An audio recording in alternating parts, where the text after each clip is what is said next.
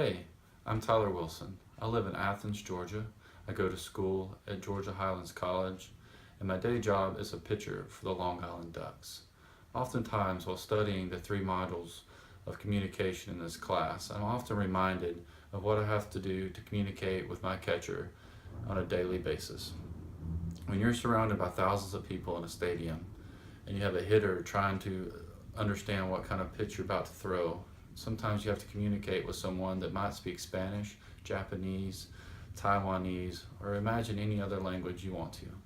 It's very difficult to understand what the catcher wants me to throw and what I want to throw if you can't communicate. Baseball has an international sign language that you have to use to understand what the pitcher is throwing and what the catcher is wanting. Because the pitcher wants to throw one thing, the catcher wants to throw another. Sometimes that's not going to add up if you don't know how to communicate with each other. So for instance, the catcher watches the hitter and he wants to explain to me what he wants from me. So he might throw down a symbol like this between his legs, which would equal a slider. Okay, as a pitcher, if I don't want that, the only way I can communicate without my words is shaking my head. So if I want a fastball, I'm gonna have to keep shaking until he gives me a symbol of a 1. A 1 is obviously a fastball. So it can give variations of the size of the plate you want. It can get very much in detail.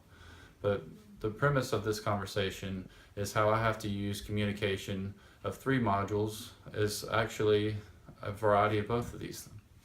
Well, sometimes, I have to use all of these, and sometimes I only have to use one.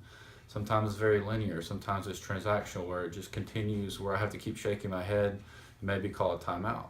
And sometimes it's very interactional, where the catcher actually knows what I want, and I'm on a game plan with this guy, and I only have to shake my head once or twice during the game, and it's just him communicating to me, and I say nothing to him except throwing the ball.